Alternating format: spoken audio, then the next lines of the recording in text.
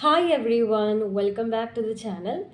As requested by many of you, we will today try to solve a few previous year questions.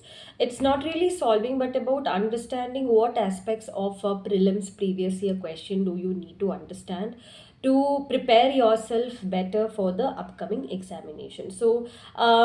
As I've always told you before also that prelims PYQs are one of the greatest sources for you to prepare better, prepare efficiently, and prepare accurately for the preliminary examination. There is nothing like a previous year question for you to get accustomed to the language of UPSC, the pace of answering the question, as well as going through the variety of options and patterns of examination that has been followed across different time spans.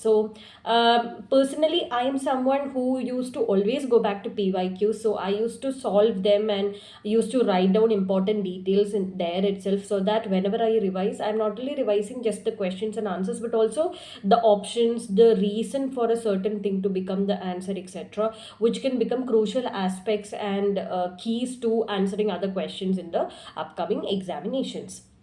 Now, before we start, I request you all to post the video. Go to Vision IAS website and download the 2022 prelims previous year answered paper.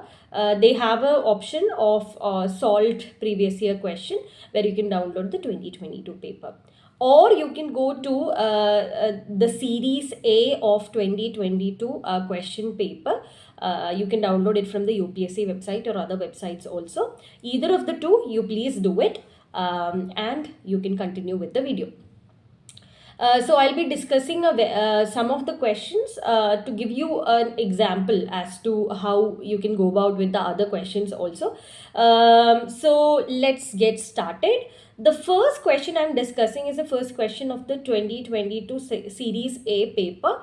That is, the question is: rapid financing instrument and rapid credit facility are related to the provisions of lending by which one of the following organizations?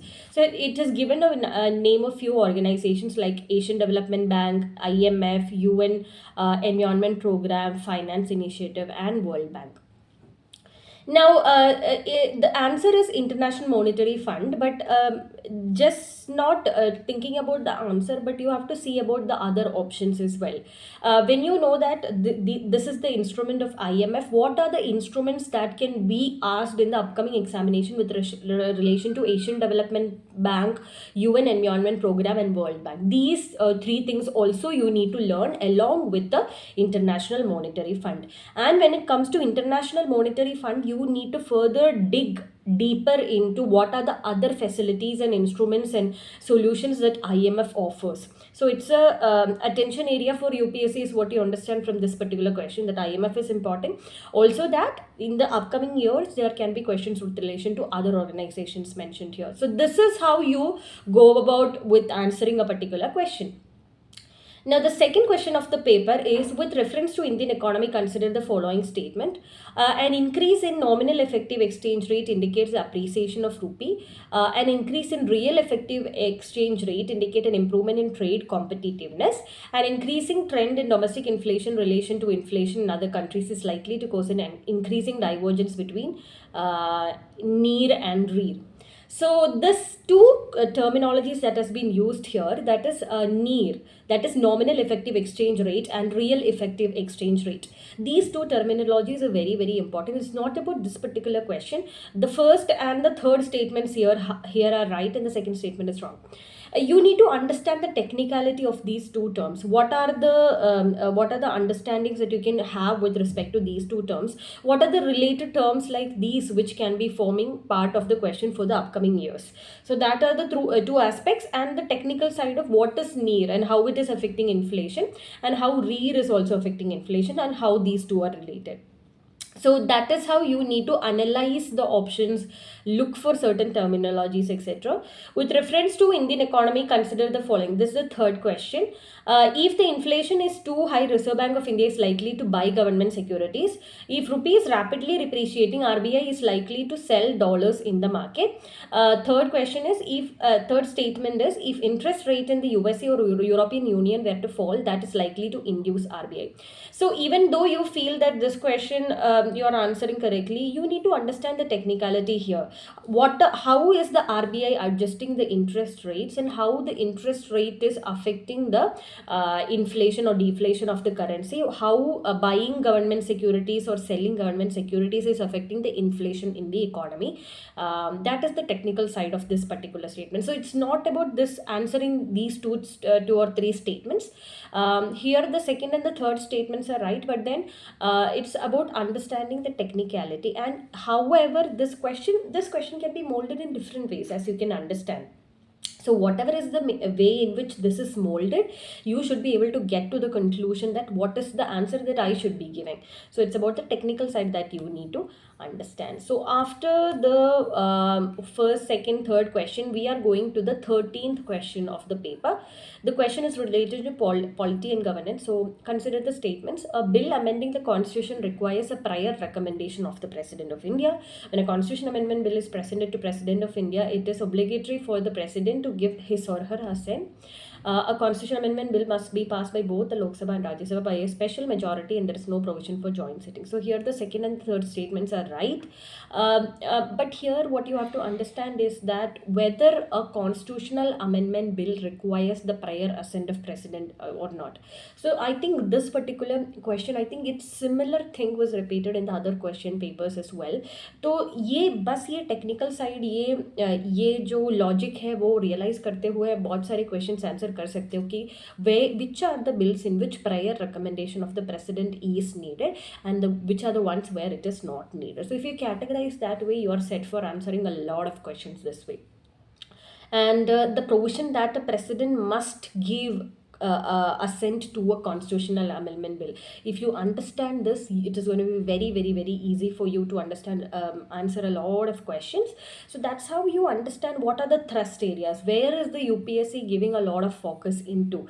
That is what will make a difference in answering your questions. Now the 15th question of the paper, which of the following are the exclusive powers of Lok Sabha? To ratify declaration of emergency, to pass a motion of no confidence against Council of Minister, to impeach the President of India, and which one of the statements are correct? So the second is the only thing that is exclusive power of Lok Sabha. Now you have to understand that you have to understand what are the things that with relation to the exclusive powers of Lok Sabha and Rajya Sabha. Next year the question can be with relation to how Rajya Sabha has exclusive powers, which are they. Now also you have question with relation to emergency. You have a mention of emergency over here, so you have to understand how the Rajya Sabha and Lok Sabha need to approve or give assent to an emergency declaration. How can it remove its assent to the declaration of emergency, etc. So such elements should also be picked up from the mention of questions that you have over here. The 23rd question is with relation to which of the following lakes of West Africa has become dry and turned into a desert? The answer is Lake Fagubine. But then you have to understand that there are other rivers mentioned: Lake Victoria, Lake Oguta, Lake Volta, etc. So you have to understand which are the places in which these other rivers are there. Other lakes are there. And you have to understand also in the newspaper. So this was a very random thing that came up. But then if there is a mention of a geographical area, a lake or a river undergoing a severe water crisis, or it's going a severe pollution scenario, etc., you need to understand in the international context also. That is important for UPSC. That is what you understand from this particular question. Also, Lake Victoria is a very important lake. So even though it's not the answer for this particular question, UPSC has already brought that into attention, that this is an important lake for you to study about. So please get those such kind of understandings also. So this way what happens is that you are not only familiarizing yourself with the questions that are being answered, but you are also getting prepared for the variety of questions that are being asked. Now the 47th question of this paper: which of the following is not a bird? That is golden mahasir, Indian nightjar, spoonbill, white iblis. uh, so this question, the answer is golden mahasir. So you have to understand that mahasir is a fish, and then others are birds. Now, when you read this thing, you have to understand that the other things are birds only. You have to go to, I used to like search in Google and understand the picture of these other birds as well, and how golden mahasir also looked, so that in the next year maybe this is used as an option with some other question. So then you will be very very sure ki this is bird. Spoonbill, you will be confused whether it's a bird or a fish or something like that. You'll be very very clear with that. Also mahasir can be used in another context, so then also you will be able to eliminate and come to the conclusion. So ऐसे करके options को भी analyze करना बहुत important है. Then I think the 52nd question. In the medieval India, the term phanam referred to what? Clothing, coins, ornaments, weapons, etc. So the answer is coin. But then when phanam is given here, you have to understand which are the other terminologies that can be used for coin in different ancient history contexts. So for example, I've written down here what are the other names of given to coins in various contexts, like tinglo, dokdo, doob, escudo, mohur, kon, pais, pagoda, naya paisa, faruki, etc. I think again this particular question was a similar question was asked with relation to coin itself. I think paisa, naya paisa, or something like that. But then there are other options given like clothing, ornaments, and weapons. So you have to understand the terminologies which can be used for clothing, ornaments, and weapons. So that if next year the question is with relation to some of the other things in relation to this, you will be able to answer. Now there is a 55th question of art and culture with reference to Indian history. Consider the following text like Netti Pragarana, Parishtana Parvan, Avadana Shataka, Mahapurana, etc. So which of the following is a Jaina text?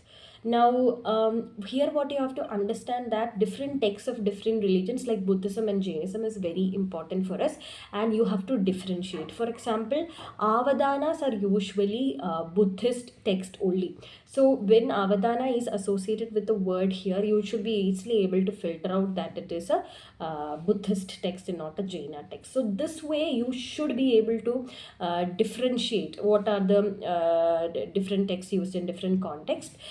Don't just look at this particular option only, but see what are the other options that are available. How Netti Pragarana is a Buddhist text and not a Jaina text. So that when Netti Pragarana or Avadana Shadaka is used as an option in some other context and some other question in upcoming year, you will be able to easily differentiate and find out this is part of Buddhism and I should not even think about it. It's not part of Jainism, etc. Even Pradishtana Parvan is part of Jainism. So anything similar to that word, if it's coming up in the option, you'll be able to filter out that this is not part of Buddhism but Jainism. So 57th question is with reference to the Indian history, consider the following statement. The first Mongol invasion of India happened during the reign of Jalaluddin Khalji. During the reign of Alauddin Khalji, one Mongol assault marched up to Delhi and besieged the city. Muhammad bin Tughlaq temporarily lost portions of northwest of his kingdom to Mongols. Which of the statement is correct? So they are asking for the Mongol invasion. I think various other invasions as well. So you have to understand when did the first, second, and the third Mongol invasion took place. Who was ruling in different territories of India during that time? So this kind of a question is a favorite for UPSC. So I have written down here that first Mongol invasion took place during the reign of Iltutmish. Then this Muhammad bin Tughlaq defeated Mongols and chased them out of the city is what is believed in history. So if you know that thing, you will understand that Muhammad bin Tughlaq was not defeated by Mongols. In fact, he defeated them and threw them out of the city. So this particular kind of a logical understanding of what happened in history will help you sort out and solve a lot of questions is what I would tell you. I think this particular context is very important because they keep asking about first Mongol invasion, second Mongol invasion, third Mongol invasion. So if they mix and match different kind of questions also, as a person who has learned really well, you will be able to understand and give your answers. So I think I have discussed a few important questions with you from the 2022 preliminary examination paper. As I told you, you need to understand the option, read the explanation as to why it has become the answer and why something in the option is not an answer. Also study the related incidents, like I told you, the Mongol invasion. You can study the other types of invasions that happened during that time. You can also revise and go back to the previous year questions even before the day of examination, so that you are familiarized with the language, you are able to connect and relate to the different options, and also the language of UPSC and the pattern of examination can be understood very clearly. So this is what I feel. So I hugely relied upon the previous year question. So that's why I thought it will be of help to you if I can bring it to your notice and understanding that how so few questions have to be solved.